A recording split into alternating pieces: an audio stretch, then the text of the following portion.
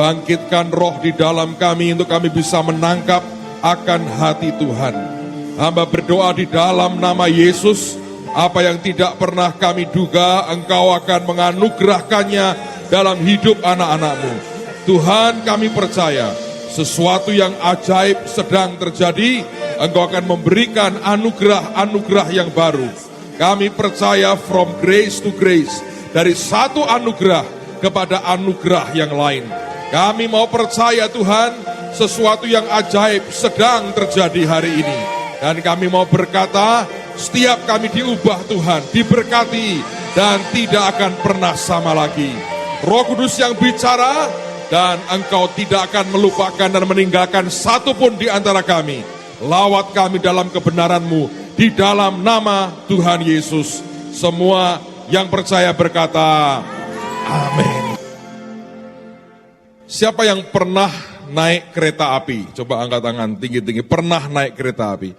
Siapa yang belum pernah naik kereta api? Ada yang belum pernah naik kereta api? Tolong naik kereta api supaya hidupmu lengkap, saudara. Oh, saya naik kereta api belum pernah, Pak, tapi kalau ke bulan saya sering. Nah, itu lain cerita. Oke, saudara sekalian, tadi saya sempat cerita dengan beberapa saudara sebelum saya masuk ke ruangan ini.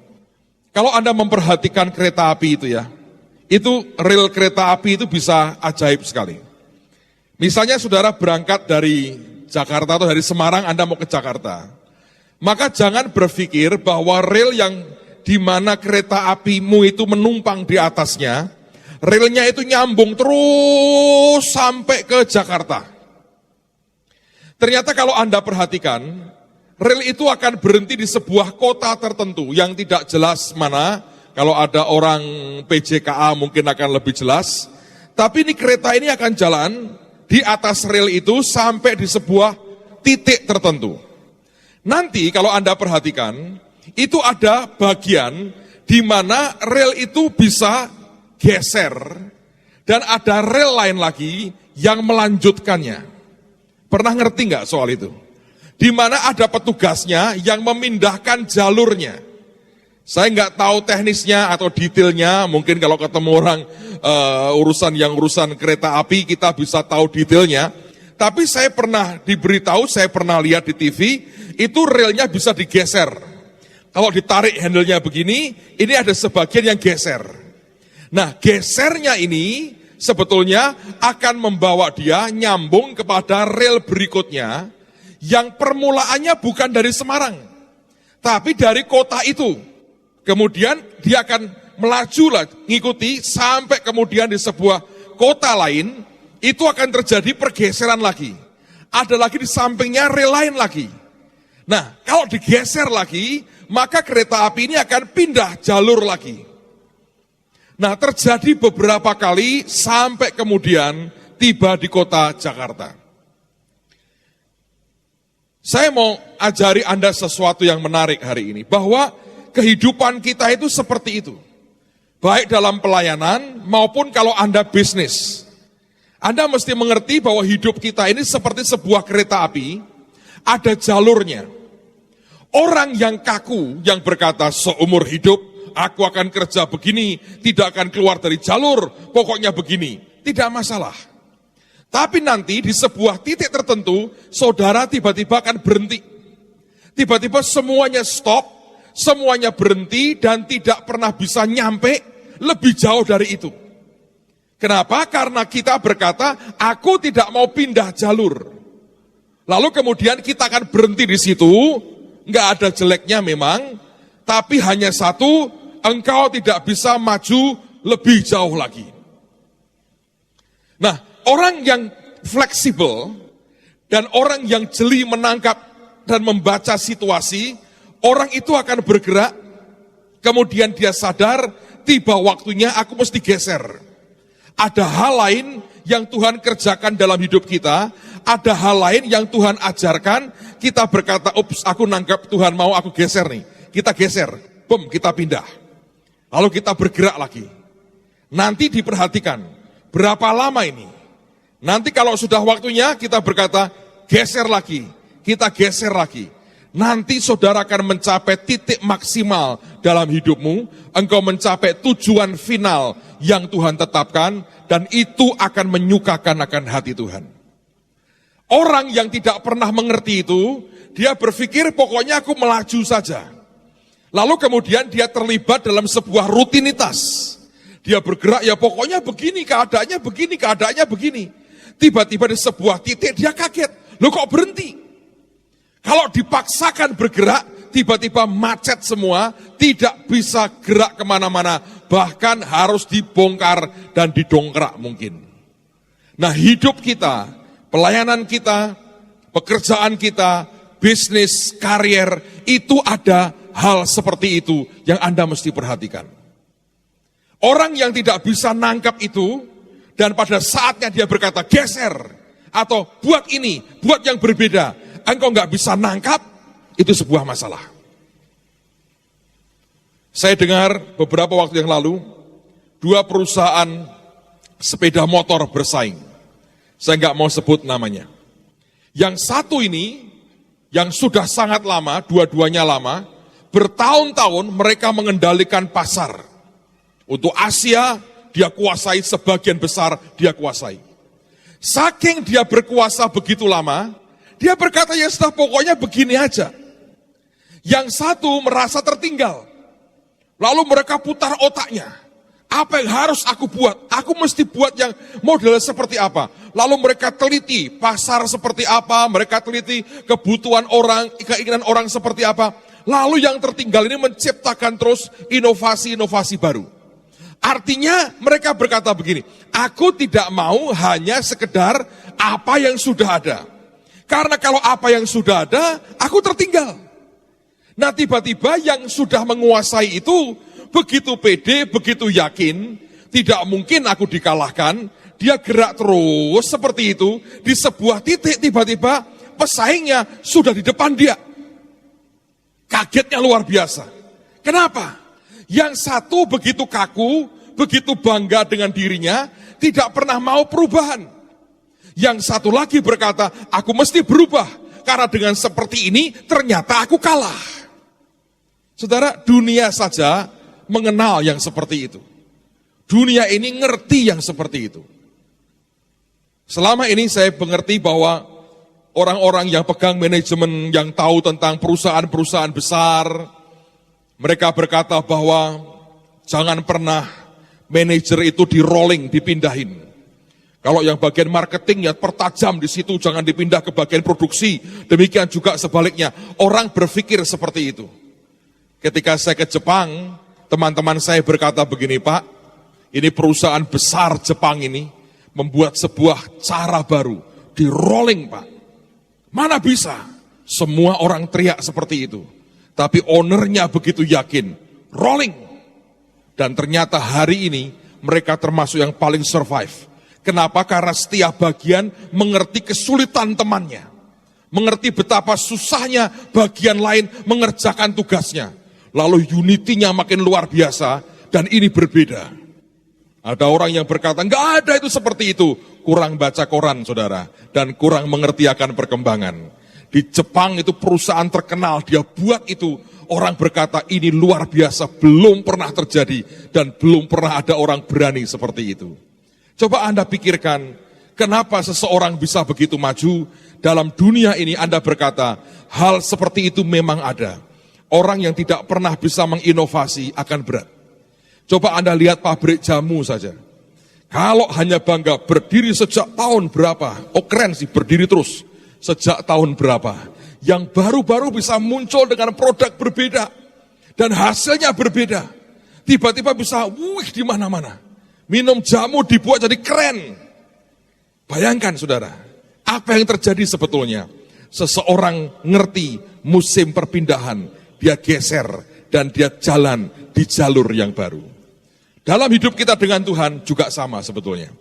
Orang harus mengerti ada jalur baru, yang pernah Tuhan katakan. Sekarang mari kita buka firman Tuhan, Yohanes pasal yang ke-13. Inilah sebuah jalur baru, yang oleh Alkitab, oleh Yesus diberi nama perintah baru. Tapi saya menerjemahkan dengan bahasa sehari-hari kita, inilah perintah baru yang sekaligus inilah jalur baru. Yohanes 13, lihat pada ayat yang ke-31. Sesudah Yudas pergi, berkatalah Yesus, sekarang anak manusia dipermuliakan dan Allah dipermuliakan di dalam dia. Jikalau Allah dipermuliakan di dalam dia, Allah akan mempermuliakan dia juga di dalam dirinya dan akan mempermuliakan dia dengan segera. Hai anak-anakku, hanya seketika saja lagi aku ada bersama kamu.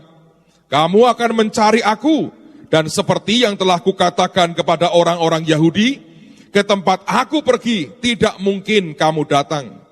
Demikian pula aku mengatakannya sekarang juga kepada kamu. 34, perhatikan saudara. Aku memberikan perintah baru kepada kamu, yaitu supaya kamu saling mengasihi. Sama seperti aku telah mengasihi kamu, demikian pula kamu harus saling mengasihi. Dengan demikian semua orang akan tahu bahwa kamu adalah murid-muridku, yaitu jikalau kamu saling mengasihi. Bayangkan selama ini orang Israel hidup dengan 10 perintah.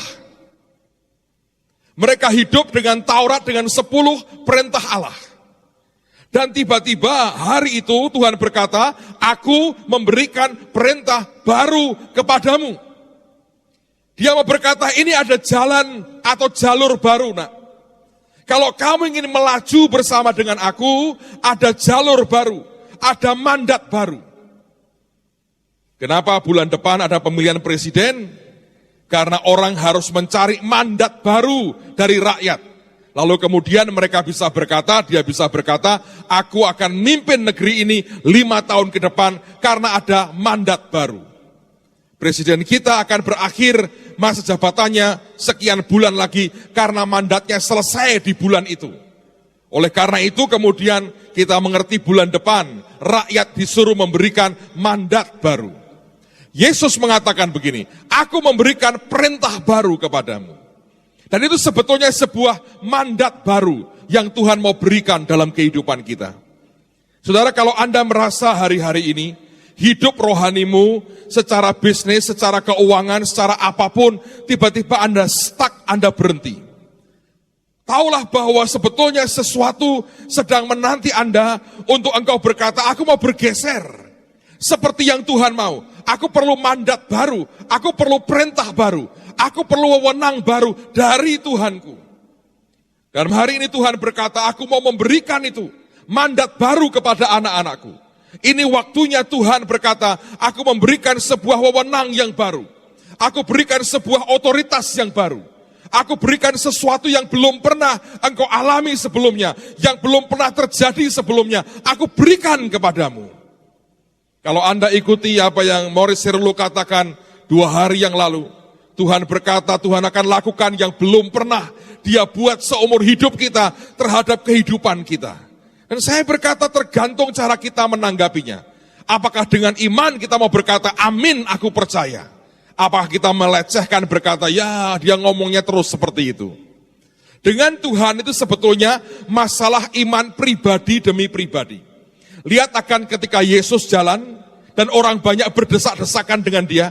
Cuman satu wanita yang berkata, kalau aku jamah jumpai jubahnya, aku akan sembuh. Orang lain nempelkan badannya ke Yesus dan tidak terjadi apa-apa. Tapi seorang wanita, karena dia percaya, dia pegang jubahnya Yesus dan dia disembuhkan. Kemarin saya lihat itu beberapa orang mencoba meraih tangannya Morris Cerullo. Mungkin buat saudara itu lebih dahsyat daripada sehari saya pelukan dengan dia 5-6 kali, saudara. Setiap ketemu pelukan 5-6 kali dan suara saya tidak seserak Morris Cerullo, saudara. Tapi buat saudara mungkin menjamah celananya, dia mungkin kucel sedikit celananya, tapi buat saudara mungkin dahsyat. Why? Karena Anda beriman. Apakah Bapak tidak beriman? Saya beriman, tapi saya terlalu sering dengan dia dan baru makan lobster dengan dia bareng-bareng. Dan kepedesan saudara, itu hamba Tuhan aneh. Anda tahu hobinya, dia Don Mandel, stafnya sama. Lombok rawit dipotong kecil-kecil, kasih kecap asin, digadu. Dia bilang, ini baru surga katanya. Saya lihat aja sudah mules. Mungkin karena itu iman saya berkata, wah urapannya dari Lombok Rawit. Tapi Anda mungkin berkata, ini hamba Tuhan. Saya juga percaya hamba Tuhan. Kalau tidak akan saya mengizinkan dia khotbah di sini memberkati saudara. Tapi ada wanita yang karena imannya, nah sama sebetulnya. Anda dengan Tuhan itu sebetulnya reaksi imanmu menentukan. Di Nazaret nih. Karena terlalu banyak orang bicara negatif tentang Yesus yang berkata, hei ki anak Yusuf be Maria. Yusuf waktu mati utangnya rung lunas be aku, misalnya begitu. Adik-adiknya kita ngerti, Alkitab berkata Yesus bukan tidak mau, tidak bisa membuat banyak mujizat di kotanya sendiri karena mereka tidak percaya. Seringkali anugerah Tuhan diberi dan responnya kalau Anda dengerin lagi Morris bukan karena kebutuhan kita menggerakkan Tuhan, iman kita menggerakkan Tuhan. Nah hari ini saya mau berkata begini, Tuhan tadi berkata, aku akan berikan mandat baru, otoritas baru, wewenang baru. Setiap kali dia memberikan sebuah perintah, maka perintah itu sebetulnya sebuah otoritas yang luar biasa. Pernah nggak Anda nonton film silat sih? Film-film kerajaan itu loh. Kalau ada jenderal siapapun lah, tiba-tiba datang seorang menteri dari ibu kota, membawakan stempel raja dan surat raja. Begitu mau dibacakan itu, semua berlutut. Teriak-teriak, panjang umur buat kaisar, nyembah loh. Yang disembah apa? Gulungannya itu. Dan simbol raja. Bacakan, raja mau begini. Nyembah loh semua. Tuhan berkata, aku berikan sebuah otoritas baru. Aku berikan sebuah perintah baru kepadamu. Dan hari ini Tuhan mau berkata, aku siap memberikan sebuah mandat baru kepada anak-anakku. Dan saya mau berdoa hari ini, Anda bisa tangkap itu dengan iman. Yang saya ingin bahas bukan soal perintah barunya, yang bicara tentang saling mengasihi, walaupun itu penting sekali. Tapi saya mau katakan begini, sebelum perintah baru ini diberikan, ternyata ada hal yang harus diselesaikan. Ini begini gambarannya saudara. Kalau Anda seorang kontraktor, Anda akan mengertilah. Kalau engkau mengaduk satu aduan semen, ya, sebelum Anda ngecor, kalau engkau lihat ada benih, mungkin biji mangga jatuh ke situ, apa yang engkau buat? Engkau biarkan itu nyampur dengan semen? Tidak kan? Anda akan ambil dulu itu biji, karena itu kelak jadi masalah, Anda buang jauh-jauh. Begitu Anda tahu itu sudah bersih, tahir, baru kemudian saudara akan cor semen itu. Yesus ketika memberikan mandat baru, memberikan perintah baru, ada hal yang terjadi sebelum dia bisa mengatakannya. Lihat Yohanes 13 tadi. Baca lagi Yohanes 13. Ayat yang ke-31, ada satu kalimat pendek di sini yang mengawali perkataan-perkataan Tuhan yang membawa kita kepada perintah atau mandat yang baru. Alkitab berkata begini, sesudah Yudas pergi. Perhatikan saudara. Sesudah Yudas pergi. Baru kemudian dia berkata, aku memberikan perintah baru kepada kamu. Tapi itu hanya diucapkan sesudah Yudas pergi. Saya ketika baca ini ayat saudara, saya merenungkan Tuhan tidak pernah ada yang kebetulan dalam kehidupan kita. Kenapa engkau harus menunggu sampai Yudas pergi? Baru mandat baru itu engkau berikan. Tuhan berkata, sebab mandat itu tidak akan pernah bisa. Dan aku tidak akan pernah mau berikan kepada Yudas. Sehingga Alkitab mengawali perikop ini dengan kalimat, sesudah Yudas pergi. Apa yang salah dengan Yudas? Semua kita tahu, dia mengkhianati Yesus. Tapi izinkan saya bacakan untuk membuat Anda ingat apa yang sebetulnya dia buat. Kita mundur ke beberapa bagian ke pasal 12 dari Yohanes sekarang. Yohanes 12. Perhatikan mulai ayat yang pertama, Yohanes 12. ayat yang pertama. Ini Yudas, saudara. 6 hari sebelum Paskah, Yesus datang ke Betania, tempat tinggal Lazarus yang dibangkitkan Yesus dari antara orang mati. Di situ diadakan perjamuan untuk dia, dan Marta melayani. Sedang salah seorang yang turut makan dengan Yesus adalah Lazarus. Jadi ada perjamuan, mereka sambut Tuhan, mereka buat pesta. Oke, ayat berapa tadi? 3. Maka Maria mengambil setengah kati minyak narwastu murni yang mahal harganya, lalu meminyaki kaki Yesus dan menyekanya dengan rambutnya, dan bau minyak semerbak di seluruh rumah itu. Tetapi Yudas Iskariot, seorang dari murid-murid Yesus, yang akan segera menyerahkan dia, berkata, "Mengapa minyak narwastu ini tidak dijual 300 dinar dan uangnya diberikan kepada orang-orang miskin?" Hal itu dikatakannya bukan karena ia memperhatikan nasib orang-orang miskin, melainkan karena ia adalah seorang pencuri. Ia sering mengambil uang yang disimpan dalam kas yang dipegangnya. Maka kata Yesus, "Biarkanlah dia melakukan hal ini mengingat hari penguburanku. Karena orang-orang miskin selalu ada pada kamu, tetapi aku tidak akan selalu ada pada kamu." Saudara sekalian, ini Yudas ini sebetulnya kurang ajarnya luar biasa. Selama ini dia diam, tapi selama ini dia sukanya mencuri uang yang dipercayakan kepadanya. Kenapa Yudas harus pergi sebelum mandat baru diberi? Bagi Tuhan, yang pertama dengarkan baik-baik. Orang yang selalu mencuri apa yang menjadi milik Tuhan, dia tidak akan pernah bisa mendapatkan sebuah mandat baru. Kadang-kadang kalau bicara soal ini, saya tahu ini pekanya luar biasa. Tapi pertama-tama saya dipanggil jadi seorang hamba Tuhan, menyuarakan isi hati Tuhan. Dan seringkali saya harus berkata dengan apa adanya, supaya saudara mengerti akan kebenaran.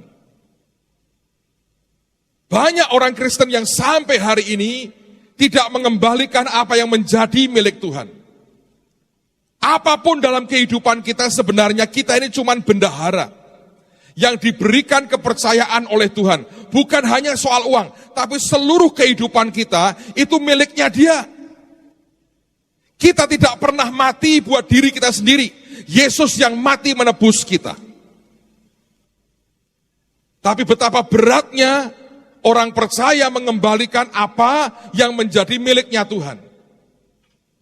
Tentu yang paling gamblang yang sering kali kita dengar adalah soal perpuluhan misalnya. Dengan segala hormat saya mau berkata, Anda jemaat yang luar biasa, caramu memberi sudah ajaib. Tapi toh Tuhan berkata masih ada 1-2 orang yang masih belum mengerti bahwa itu bukan miliknya tapi milikku. Beberapa tahun yang lalu ada seseorang yang datang kepada saya dan dia berkata, "Pak, aku dengar sedih sekali seorang temanku dengan tertawa dan bangga berkata begini, lihat hidupku diberkati." Hebat kan? Dia tunjukkan omsetnya, dia tunjukkan semua bisnisnya.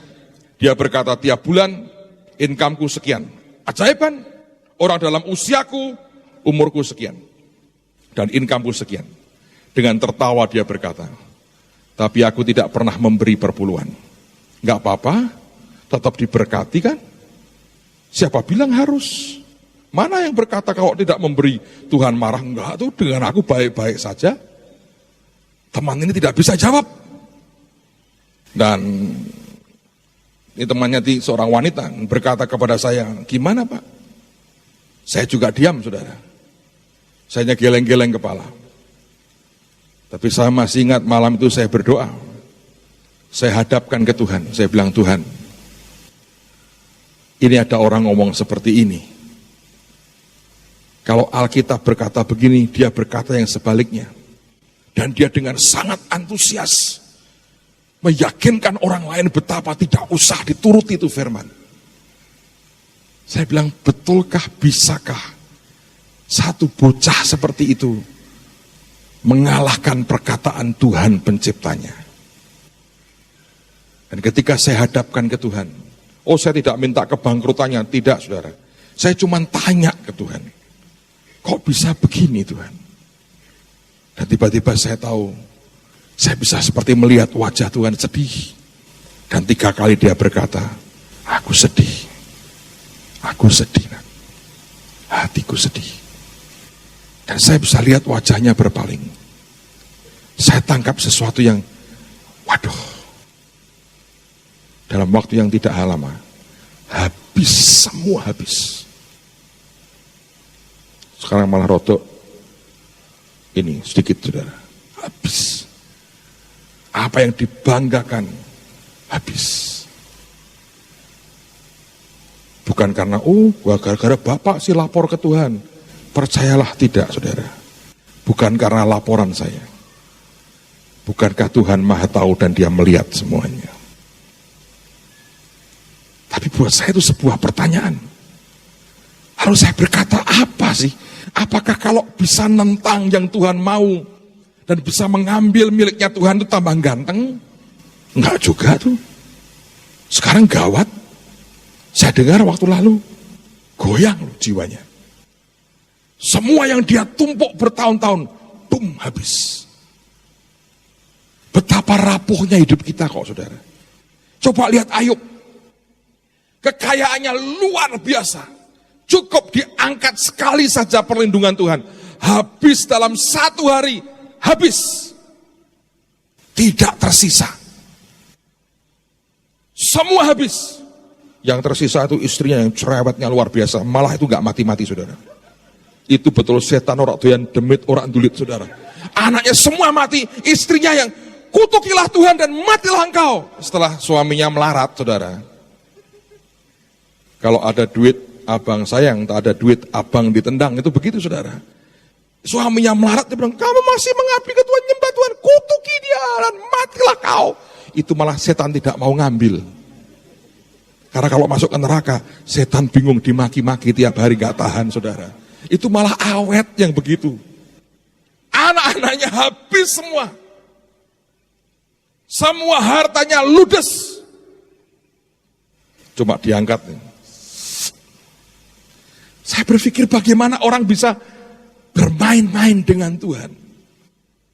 Dan seakan-akan apapun bisa kita buat tanpa ada akibat apapun dalam hidup kita. Bagaimana mungkin bisa? Hari ini dia berkata, aku memberikan mandat baru, perintah yang baru, tapi terjadi sesudah Yudas pergi. Kalau itu tidak disingkirkan dari hidup kita, roh Yudas kalau enggak dibuang dari hidup kita, yang seringkali mengambil apa yang jadi bagian Tuhan, tidak pernah akan ada mandat baru loh saudara. Enggak pernah. Saya berkata jalur rel saudara mungkin sudah dekat dengan ujung dan mentok dan tidak bisa bergerak lagi. Kalau kita tidak geser kepada jalur yang baru, akan mengerikan. Tapi saya berdoa hari ini, Tuhan bicara lebih kuat dalam kehidupan saudara. Banyak orang berkata, Pak, buat apa sih ngasih perpuluhan begitu? Saya mau berikan gambaran gampang sekali. Salah satunya menurut saya saudara, itu bagian pengudusan. Saya pakai istilah seperti sunat dalam hidup kita. Uang yang Anda pegang, itu beredarnya pernah kemana saja. Pikir, saya nggak peduli Pak, yang penting ini proklamator, sudah ini.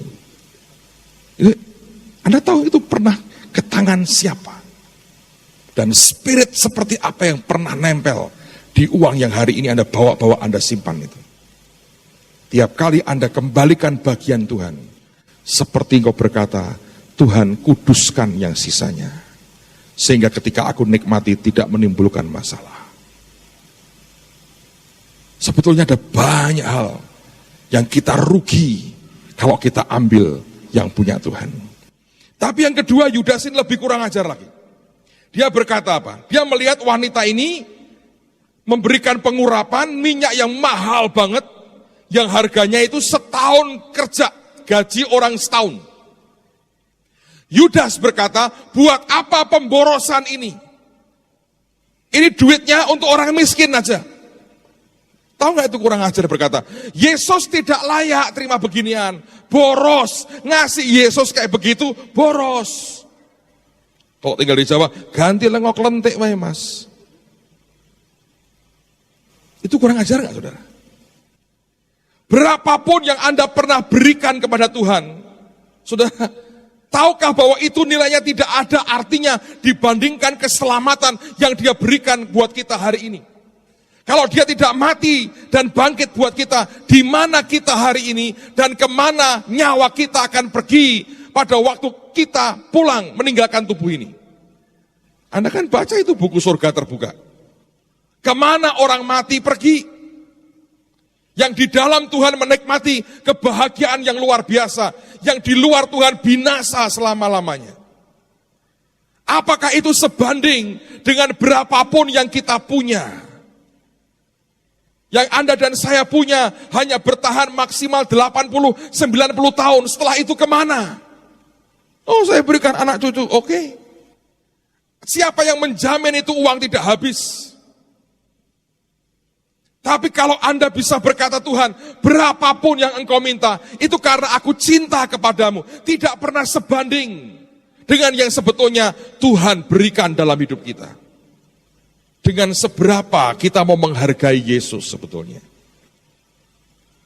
Saya berdoa Tuhan akan berikan pengertian dalam hati kita. Dan Yudas ini kurang ajar banget. Dan itu untuk pertama kalinya Yesus menegur dia. Selama ini dibiarkan, dan untuk pertama kalinya hari itu Tuhan tegur dia dengan keras. Kalau Anda baca di Injil Markus, setelah itu dia langsung pergi, ini kurang ajar banget. Langsung dia ngomong kepada para imam dan orang Farisi, gua mau jual tuh Yesus. Sebetulnya Yudas tidak pernah peduli orang miskin kok. Memang dalam pelayanan Yesus, kalau Anda baca Alkitab dengan benar, sering menolong orang miskin. Nah karena Yudas bendaharanya, Tuhan perintahkan Yudas memberikan. Nah, dia berpikirnya simple, kalau itu dijual, duitnya masuk ke siapa? Ke dia kan. Korupsinya langsung asik, saudara. Dia tidak tahu ada KPK rohani zaman itu, saudara. Dia korupsi aja terus. Tapi saya berdoa hari ini, roh Yudas itu diusir keluar dari hidup kita. Amen, saudara. Sebab kalau ini tidak disingkirkan dari kehidupan kita, mandat baru tidak akan turun. Apa yang dia janjikan buat kita, tidak akan dengan utuh kita bisa terima. Sebab Tuhan mau berkata, aku ingin berikan sebuah mandat baru kepadamu. Dan tidak ada pilihan lain. Yudas harus pergi. Kalau kita tidak pernah bisa sungguh-sungguh berkata, ini harus pergi dari hidupku, mandat barunya akan susah diterima. Bagaimana Tuhan bisa mempercayakan yang lebih besar? Karena firman berkata, barang siapa setia dalam perkara yang kecil, aku akan beri kepercayaan dalam perkara yang besar.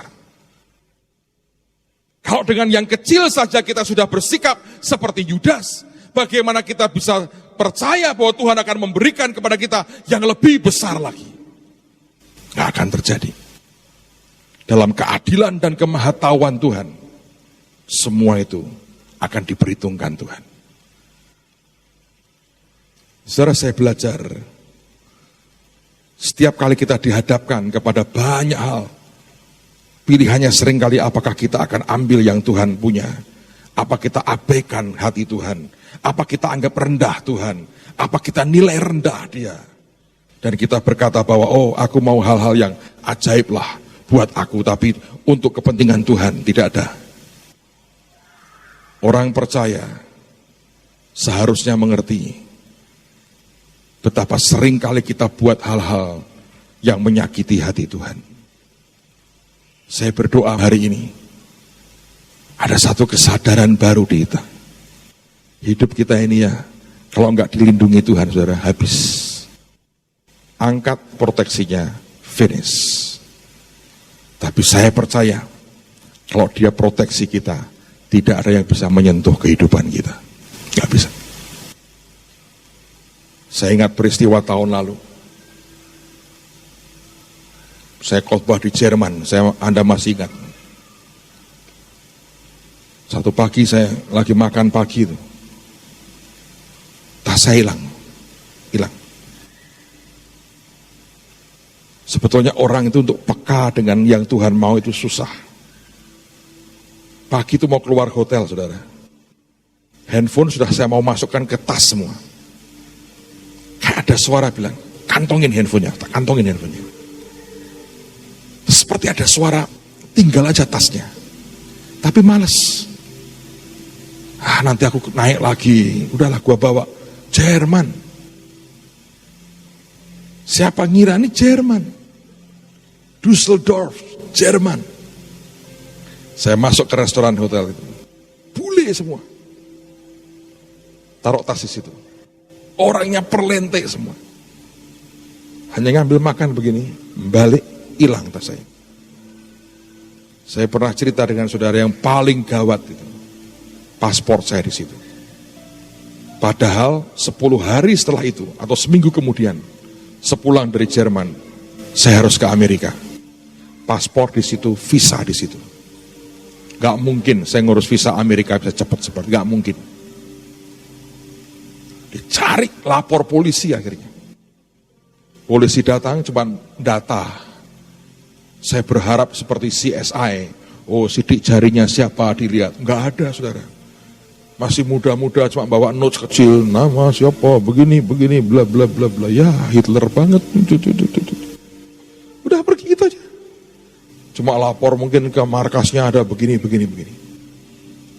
Wah, akhirnya kami cari sendiri, muter-muter, bak sampah dibukai. Mungkin saya berpikir dia cari duit, kalau mungkin ada duitnya dia ambil terus dibuang. Kan saya butuh paspor saya. Nggak ada, muter sampai ke basement, dicari tidak ada. Saya masih ingat, di basement dengan teman dari Swiss, sebelah saya dengan mobil. Saya bilang begini, Tuhan, ini ilmu terakhir yang saya punya, senjata terakhir yang saya punya. Menyerahkan semua dalam tangan Tuhan dan membiarkan Kau bertindak. Saya ngomong begini, Tuhan, tasku hilang. Apakah ada kesalahan? Kalau ada Engkau bicara, Tuhan, ampuni aku. Kau bicara, Tuhan. Dia tidak bicara apa-apa. Itulah Tuhan. Lu harus, Pak. Tuhan ini sinten, saudara. Oh, harus itu. Ngomong aja. Jangan Anda pikir kalau Anda mulai mendengar suara Tuhan, Anda ngomong apapun dia sauti. Maaf, Tuhan gak cerewet-cerewet amat, saudara. Kita yang bawel. Dia ngomong mungkin 1-2 patah kata cukup. Tapi kan kita maunya Tuhan duduk dengan kita menjelaskan. Ini. Maaf, saudara. Nantilah kalau ketemu Tuhan di sorga. Mungkin begitu. Selama di dunia enggak. Dia ngomong 1 kata. Harusnya ngerti. Saya berkata, Tuhan, aku hadapkan loh. Ini aku mau pulang 2-3 hari lagi. Hari itu hari Sabtu. Kedutaan semua tutup. Minggu tutup. Baru Senin. Padahal Selasa saya sudah pulang ke Indonesia. Terus minggu berikutnya langsung ke Amerika.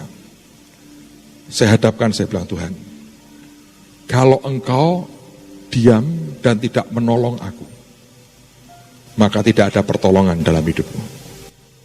Sudah aku hitung semua, tidak ada apa-apa yang bisa menolong aku. Artinya aku juga tidak bisa ke Amerika. Tidak mungkin, Tuhan. Ini kenyataannya seperti ini. Maka semua rencana itu akan berantakan. Tapi kalau Engkau mengizinkan pun dan Engkau tidak keberatan dengan semua yang ada, aku juga tidak bisa apa-apa. Saya tidak memposisikan diri saya dengan nilai tawar tinggi berkata, awas tuh Tuhan, kalau enggak berantakan semua lo acaramu. Anda pikir Tuhan keberatan dengan itu? Enggak lah.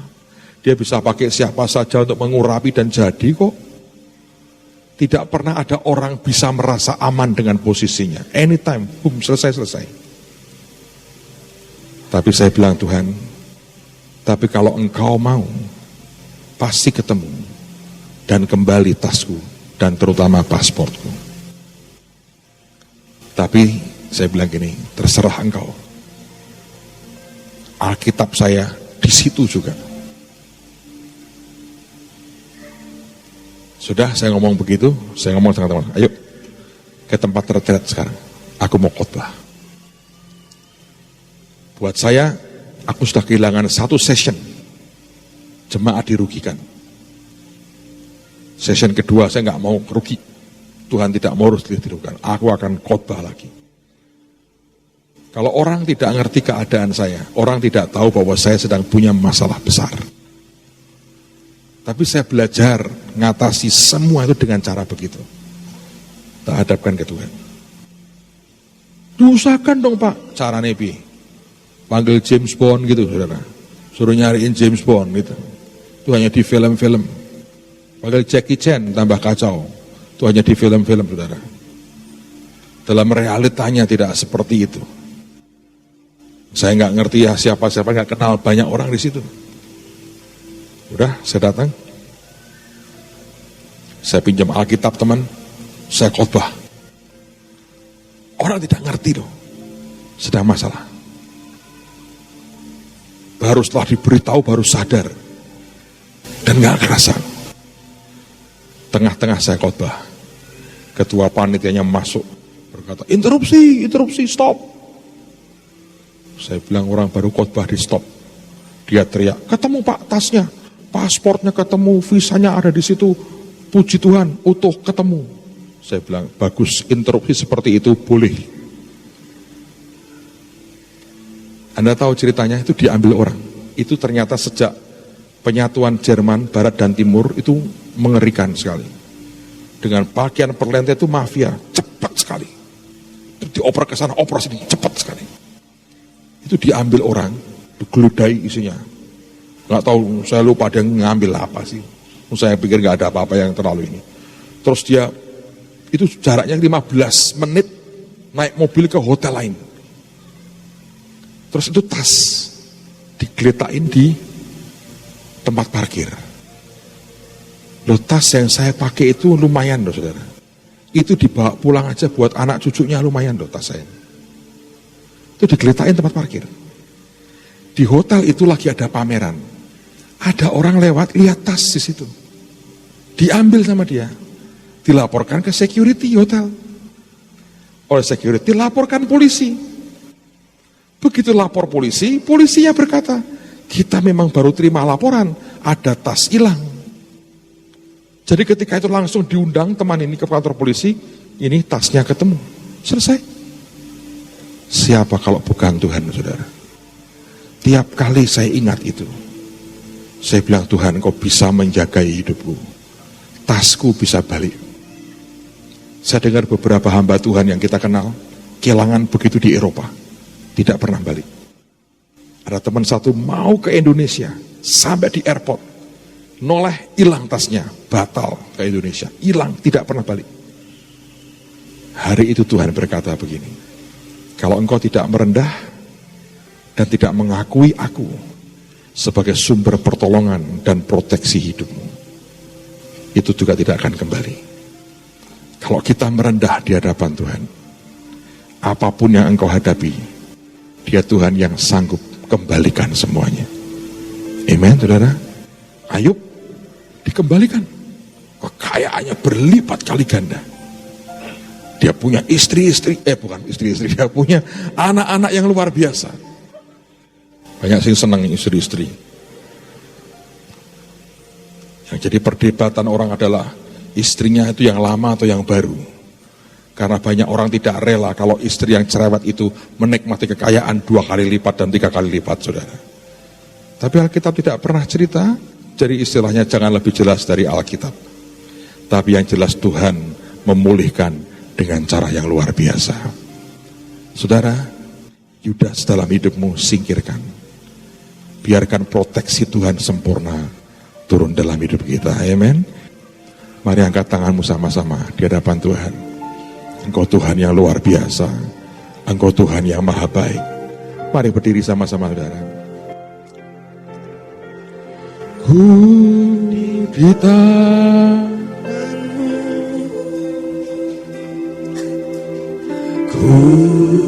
di hatimu,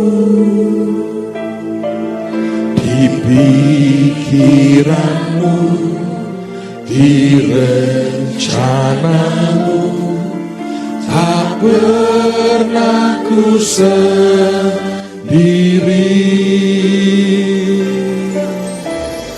Ku di tanganmu,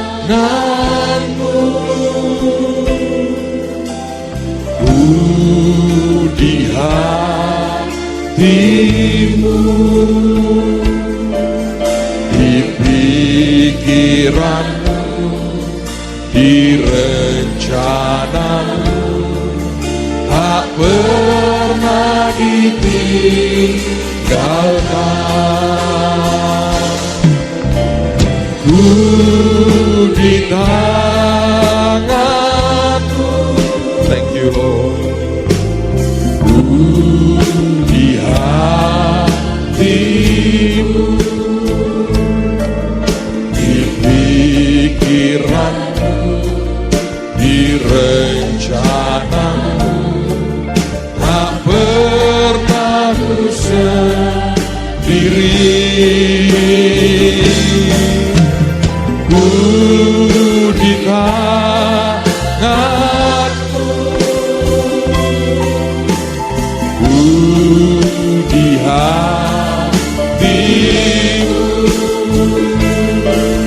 di pikiranmu, di rencanamu, tak pernah ditinggalkan. Katakan keluar dari hati.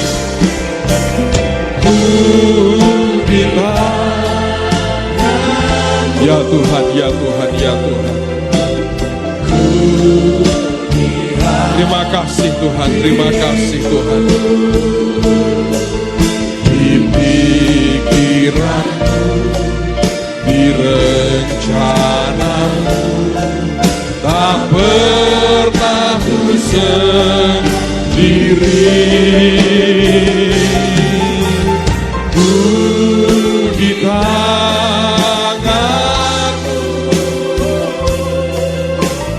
ku di hatimu,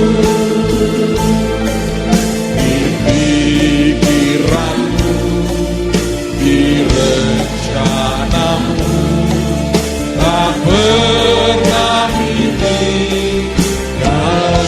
Taruh tangan di dada saudara, katakan lagi.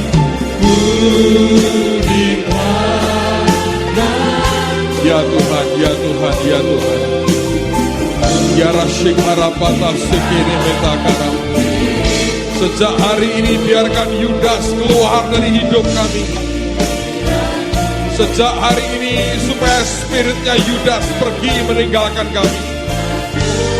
Supaya perintah baru, mandat baru Tuhan beri, Tuhan beri, Tuhan beri. Sikarala masata karala mata kasih. Tuhan, Tuhan, Engkau Tuhan yang luar biasa. Tiarasi karala sokoro sokoro sakarala mata karala mata. Disekereka sokono sitiana rama. Engkau Tuhan yang bicara kepada anak-anak. Engkau Tuhan yang bicara kepada anak-anak. Engkau Tuhan yang tidak pernah meninggalkan kami. Katakan sekali lagi, saudara. Yes Lord. Yara sikarala mata segere kata sikarala mata. Engkau yang jamin hidup kami, Engkau yang jamin hidup kami Tuhan. Sinara sikarala sokoromo sikarala mata. Terima kasih Tuhan, terima kasih Tuhan, terima kasih. Beri hari ini mandat yang baru. Beri hari ini wewenang yang baru. Beri hari ini otoritas yang baru ya Tuhan. Beri Tuhan, beri Tuhan, beri Tuhan, berikan. Terima kasih Tuhan, terima kasih Tuhan, terima kasih. Sikarala sikanarama sukoro sikiarama. Thank you Lord, thank you Lord, thank you Lord.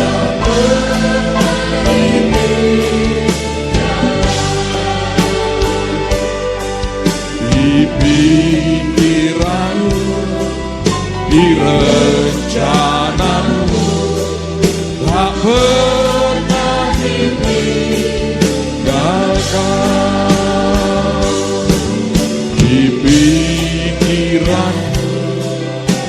rencanamu tak pernah ditinggalkan.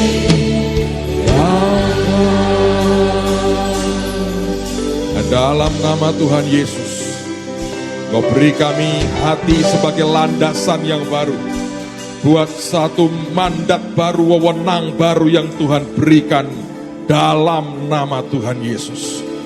Engkau Tuhan yang luar biasa, Engkau Tuhan yang baik. Berkati umat-Mu Tuhan, turunkan blessing, turunkan berkat-Mu, berikan mandat-Mu turun, beri kami tangkap dengan iman, karena Engkau bergerak bukan karena kebutuhan kami, tapi Engkau bergerak karena iman kami. Karuniakan iman dalam hidup anak-anak-Mu. Terima kasih Tuhan, terima kasih. Kami mau bayar perpuluhan kami kembalikan perpuluhan kami. Kami akan lakukan nasar kami akan beri syukur kami. Engkau bicara Tuhan, berapa yang Engkau mau kami bawa kepadamu hari ini, untuk kemuliaan nama-Mu. Bicara Tuhan, demi nama Tuhan Yesus. Dan semua kita berkata, amin.